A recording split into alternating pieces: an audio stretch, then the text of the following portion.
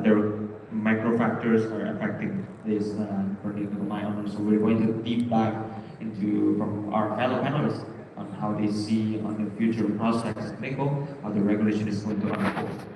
Yep, so we have been inviting people from different perspectives, and let me introduce in detail our local team, serving as the policy analyst of OECD.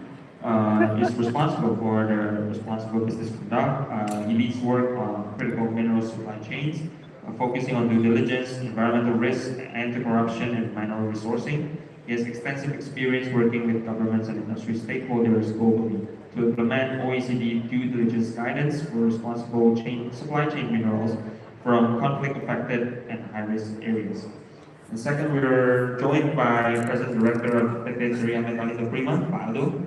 He's a senior executive in the mining and mineral extraction industry with more than 20 years of experience in the project development, strategic partnership. He serves as the President Director of Surya Metallurgical Prima and Head of Business Development at Surya Corporation, where he leads the advancement of the company's integrated nickel mining and processing operations, including ferronickel and the progression of the future growth through their Ishpal construction phase. And the third one, we're also welcomed by Jerome Wadelet, the CEO of Aramet Indonesia. Jerome is a seasoned industrial executive with over 2 decades of international experience within the Aramet Group. As the CEO of Aramet Indonesia, he oversees the strategic management of one of the world's largest nickel operations at Weda Bay. His expertise covers large-scale mining operations, sustainable resource management. And lastly, we're also welcome for the sales representative of the Hyperstrong Indonesia, Ukta Miftahul Makna Ulfa, which is the clean energy transition strategist specializing in commercial and industry energy storage solutions, representing Hyperstrong, a global leader in large-scale batteries energy storage systems. So he focuses on integrating advanced grid and battery storage technologies into heavy industries. So thank you all for being. We also want to note that the Global Battery Alliance was originally also slated to join us today. But unfortunately, the representative had to cancel, so they sent us some crucial remote questions, which we will present later as a special segment during the panel. So on the first thing, we might start with the global policy, standards, and ESG compliance. Now, I would like to pass the microphone to Luca as I pass my first question. So Luca, Western markets are tightening regulations around battery passports and mineral traceability. For nickel mine owners, particularly in these emerging markets, what are the most critical immediate steps that they must get or they must take to align with OECD due diligence guidance? Thank you, Enzo, for the.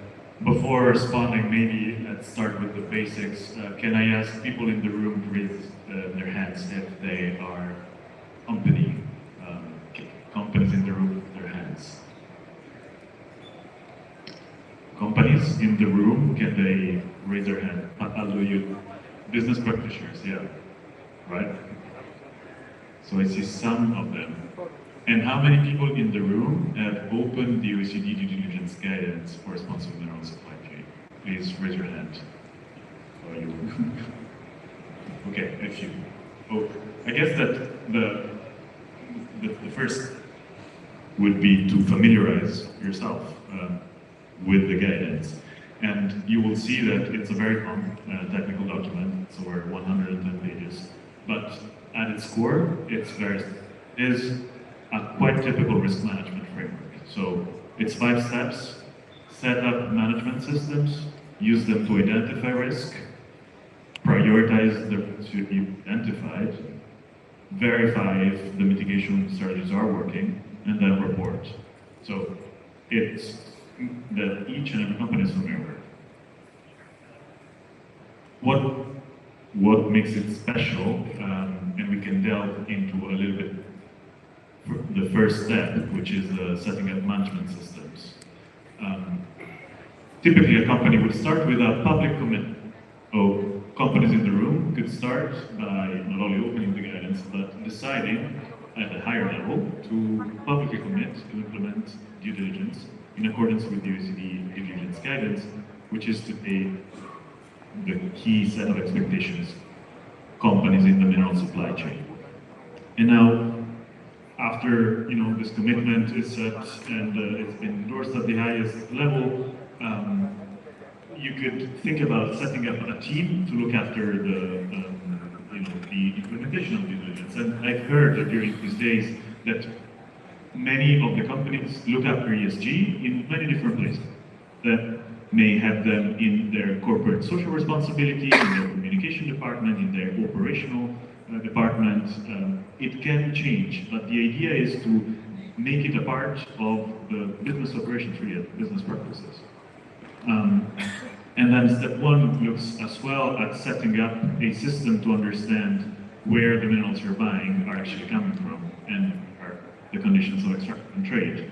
This could, for example, look like traceability. And then, as part of step one, there is setting up a grievance mechanism. I also want to ask those business practitioners, companies, how many of you actually have a grievance mechanism? Those in the room, raise your hand. Okay, I was expecting a little bit more, I will not lie, but it's fine. And having a grievance mechanism is not a guarantee of having a functioning mechanism. I wanted to ask if those people who raised, those three people who raised their hands in the room, did you receive 0 complaints in the last year? If this is the case, you can raise your hand, and this is a good test of the fact that the grievance mechanism may not be well known or well functioning. So this is just the first step, and it's very basic. And then the idea is to use it for the rest of the steps. Before passing the mic over, it's something that companies already know. It's something. The idea is to start, not to start from scratch. It's to integrate into companies already operating systems some of these due diligence systems. And it's not merely a compliance approach. We're talking about a progressive approach. Rome, as an Italian, was not built in a day. The idea is to put in place measurable improvement in order to also utilize change. And always remember the risk-based approach. So the higher the risk, the higher the intensity of due diligence. Thank you so much, Luca, for such an interesting outtake on how to incorporate those kind of due diligence into the legal marketplace. And so, yeah, I think I would like to ask for my second question to Paolo from Petesaria. And as you know, Indonesian nickel faces scrutiny regarding its environmental footprint. It's been known that. So how is Petesaria in specific actively tackling these ESG challenges on the ground to assure global buyers of your sustainability credentials while maintaining the high production volumes of nickel? Please, Paolo. Yeah, thank you, Enzo, for the introduction. So, yeah, so put it closer. Works. So yeah, So I guess when it comes to ESG, our core DNA in Sharia has always been the principle of sustainability. The foundation of our strategic development roadmap has the principle of resource-based development, where we match the mineral resources and our ore reserves potential to the strategic development. So basically, between the mineral resources and ore reserve, translated to an optimum mining production rate, and then forwardly translated into a roadmap of processing and refining development plan. So as a key, this is the one of the principal building block of our development. So continuing from that view, it promotes not only long-term and sustainability of future operation, but it also promotes the responsibility or a responsible resource exploitation, and also it promotes mineral conservancy, because since day one we are looking at into maximizing the potential economic benefit of our mineral deposit, where as a comparison we decided to design our mineral processing facility on a relatively lower nickel grade compared to other peers in the industry. So in terms of the mineral conservancy, we also, as we all aware already, that the lateritic ore in Indonesia consists of two types of nickel ore. So we try to maximize this potential, where we develop two paths of nickel processing. We use metallurgical route to process the nickel saprolite ore, where we are now already producing the ferronickel at a relatively higher rate compared to other peers in industry in Indonesia. And for the limonite ore, we are still in a development route using metallurgical method, adapting an export technology to process the limonite ore into MHP. And by utilizing these two routes and methods, we are promoting mineral conservancy to the most optimum that we can estimate from our mineral resources in this world. And on the deep dive on the ESG side, on the environmental side, we started by looking into the conceptual of lowering down emission footprint, where we are opting for more cleaner power generation. Back then, when we decided to go for electricity or power supply from the grid, it was relatively more expensive than the traditional coal power generation. But for the longer term view of sustainability, we chose that path. We cooperate with the PLN for the power sourcing, where coincidentally PLN has the availability of power on the grid surrounding our general area, and most of the power is generated from renewable resource. Although it's a mix of power, but more than 60% is sourced from hydropower plant and other minor renewable power source. And we complemented this power supply with renewable energy certificate, so that we actually can go to the market and say we use a friendlier renewable sources in most of our power generation, and we complemented that method of our carbon footprint from power generation with the right. So basically, we have now ongoing and future green, we would like to say, power supply. And we also, other than power, we promote energy efficiency by developing and adapting technology that allows us to reuse, recycle, excess and waste heat from the furnace to dryer and kiln circuit, so we consume less primer power in our processing. And also, we are maximizing the use of minimizing the use of fresh water in the process, where we actually use recycle and reprocess water from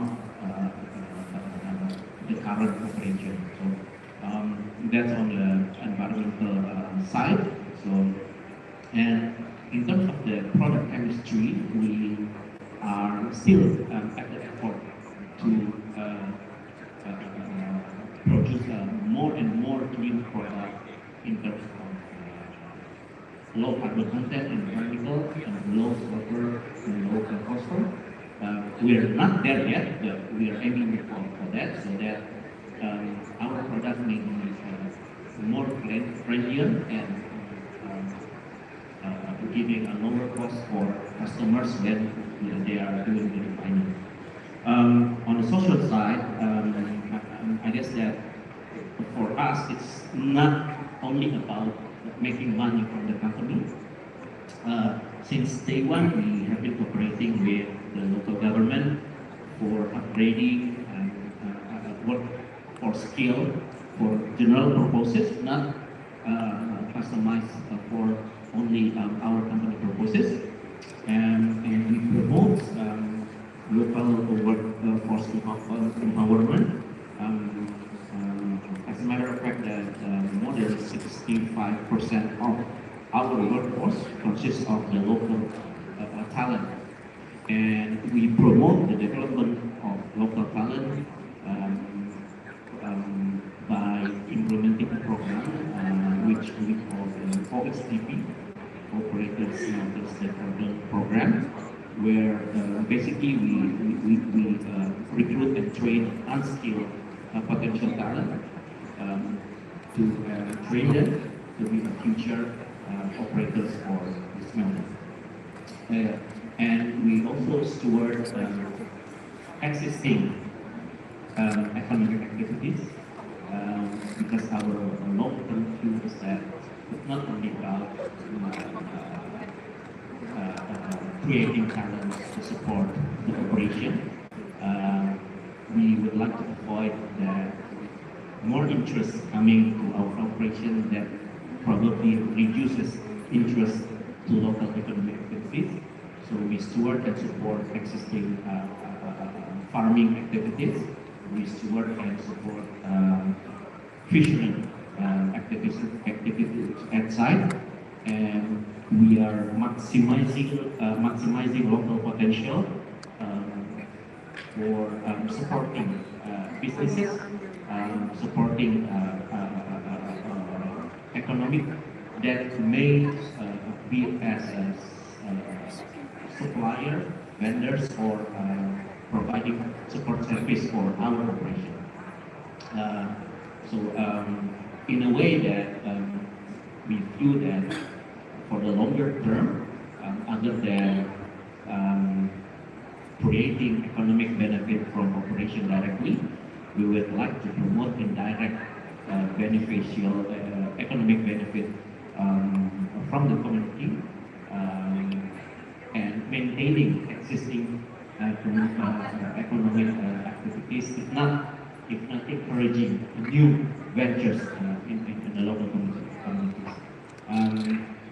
On the governance side, I guess the idea is to, from the mining operation, started with the principle of good mining practice, towards the processing and refining activities. We are aiming for a green operating principle with lower carbon footprint on throughout all of the operation cycles in our operation.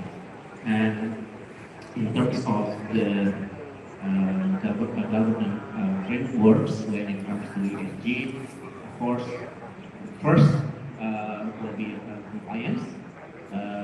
We started with compliance on Indonesia regulation on the environment, social and governance, with of course fulfilling the obligation license approval during the AMDA, and we participated in the proper rank, where we have been maintaining the blue proper for the last 5 years, and briefly for 2025 we have implemented green proper in our mining operation as certification from the government for our commitment in promoting ecological and environmental friendly operation. And for the future, I think as some of the companies also in Indonesia is doing, we are making the route to adopt accessibility and ESG framework that is acceptable in the global market. We started the initiative to adopt IRMA standards and guidelines.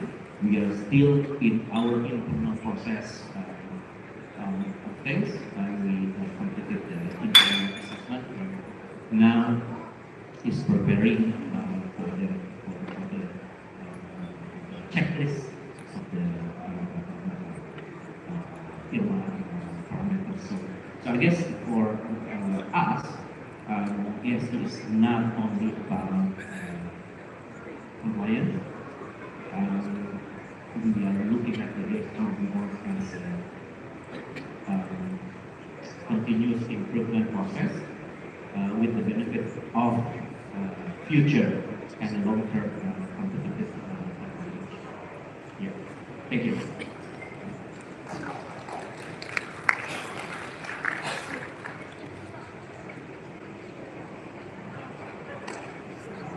Thank you so much, Father, for the comprehensive details of what you are doing in terms of power, social, water, and how you advance it towards the ESG route. And we're definitely very supportive of that. And yeah, I would like to bring another perspective from, I think, one of the biggest nickel mining operation in Indonesia currently. Yeah, so I would like to pass the microphone to Jerome, as I would like to understand how Arabic is the scale operations at West Bay. As a European company operating heavily in Indonesia, how do you bridge the gap between rigorous European ESG requirements, expectations, and fast-paced operational realities of the Indonesian nickel sector? Please, Joe. Okay, good morning. Well, first, just to explain who is Eramet. Eramet is a medium-sized mining company. We operate globally in several countries.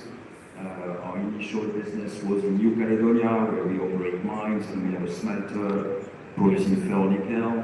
We operate manganese mine in Gabon, mineral sands in Senegal, and more recently lithium in Argentina. And we also have processing plants in Europe for those materials. In Weda Bay Nickel, first we are minority shareholder of Weda Bay Nickel. We are associated with Tsingshan and Antam. Well, I mean, when you touch the subject of ESG, I mean, as Eramet, for us, it's in our DNA. I mean, we have for several years implemented a program called Act for Positive Mining. Our target, our ultimate target, is to have all our mines IRMA certified. It's a long journey, but I think in some of our operations we are already getting there. In Indonesia, I mean, you have to put things in perspective, because 10 years ago, Indonesia was producing about 30 million tons of ore. Today, it's close to 300 million. Today, production of nickel in Indonesia represents about 65% of the world production. And during those last few years, basically, because of the rapid growth in Indonesia, a lot of producers outside of Indonesia have been forced to shut down. So that has created a lot of adverse reaction against Indonesia.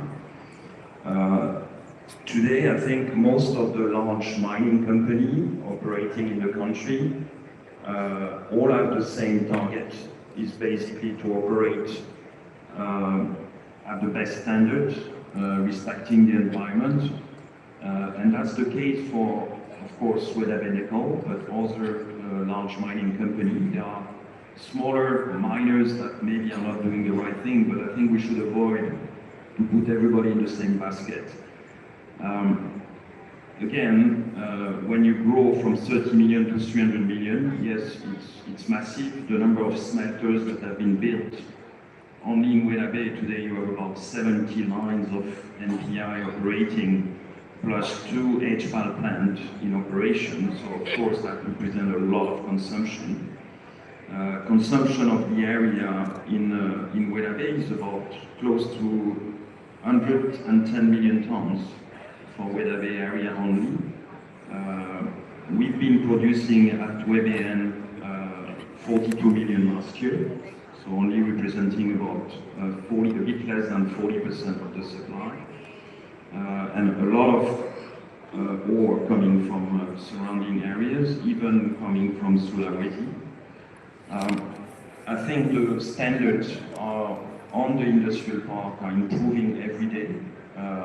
If you visit today the IWIP industrial area, I think most of the auditors that are coming from the West are actually surprised about what they see.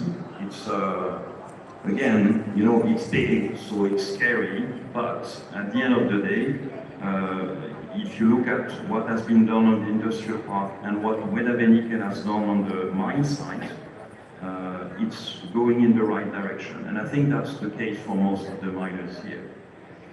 Again, we target IRMA certification in Weda Bay. It's not going to be next year, but we have been conducting our internal audit, and I think it's in between we also qualify for other certification. So, and it's about, you know, proper water management, proper handling of the communities, and obviously that's something which is first part of our DNA and also part of the DNA of our partner. I mean, they are very conscious today that if you want to serve the European market, you need to have those standards. There's no compromise on it. I would say, I think for the moment, that's all I can say. Pretty brief.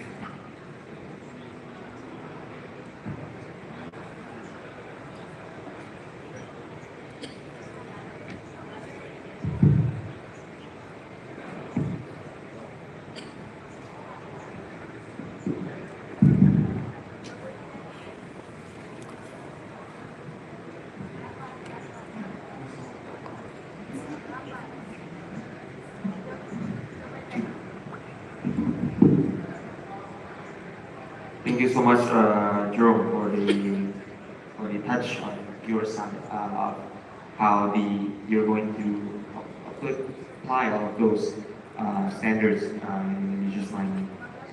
Next, I think I will go through Opa from Hyperstrong to represent some of your thoughts. And as we know, carbon taxes and emission policies either globally.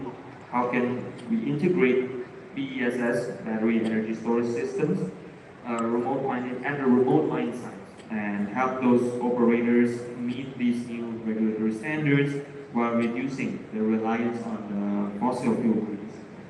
Okay, thank you, Denzel. Good morning, everyone. I'm Pertama. I represent Upstream Indonesia. We are running the production of the battery energy storage system in this one. And we already established in Europe, Australia also now is trying with this year. We are going to establish in Indonesia as well. Actually, as from our point of view, when we talk about the nickel and cobalt in the mining area, is most people is immediately is connected to associate with the electric vehicle as for the EVs. But from our characteristic of our battery energy storage sector, we have the different approach and priorities of this nuclear power. For us, the battery is not only separate the containers for energy, but is our battery is contemplated the long-term investment in the Indonesia. We not only focus on the energy density or kind of lightweight of the equipment, but we have the three main of purpose. The first is within the low cost of the total cost of ownership. Within when I'm doing some survey in Indonesia market is this is around 15 until 20 years is lifespan. They will do it. And then the second thing is related the stability and durability, because in our gas system is we need thousands of the, let's say, it's just of life cycle. So that one is related with the long term in the industries. And then the third is most important is the related the safety, also with the stability when the battery is implemented in the large area. Okay, if we talk about the test, we cannot relay at the one material that we use in test. The first is like the nickel. Actually, nickel is playing the critical role for in the test equipment industry, because for this nickel is increasing the power capacity. The higher nickel content is will be more get the higher power capacity, even in the same space. And then in Indonesia, actually as the biggest the nickel mining, when for the battery is used the material use nickel, I think this one is very great advantage. And in Indonesia is we can get the sustain of the supply chain purpose. And then the second thing, if we talk about the other material like the copper is a good material for the stability agent, is acting as the stability agent in the battery electric system. They prevent the degradation and improve of the safety also. But the challenge on the copper is related the industries. The copper is only get in the small region, I think, in Indonesia. And then, so if we use the copper for our main of equipment is will be have issue in the sustainability of the supply chain. Also, the price also is very higher. But for in our company, in the battery energy storage system is there is no single technology that fit to everyone needs actually. We divide into two things. The first is for the last utility scale, like in the mining, also in the rural area. On this one, to prevent the lowest cost and the highest safety, usually we use the material LFP for this one, and no use the local area. But for the like the commercial, industrial area, we still use the technical and local, because this one is we only have the limited the space, but we need to requiring the highest quality. And at the end, in the Upstream, we don't get out of any debate with material we need to use, which one the best between the copper, nickel, also the LFP. But we are focused on the cost effective and then safest and the most aligned with our purpose to establish Indonesia for support for Indonesia transition energy. At the end, in my summary is nickel is the remain of the backbone of the gas industry, especially given the large energy supply for this one. But for the copper, actually is they have their own role, but in my opinion, copper will be decreased because of the main is related to the sustain of the supply chain. Okay. Thank you, Ma'am, for the introduction of the test and how you are trying to simplify and introduce the best to the human operators. So yeah, I think we are going to move to the next segment. And initially, we are invited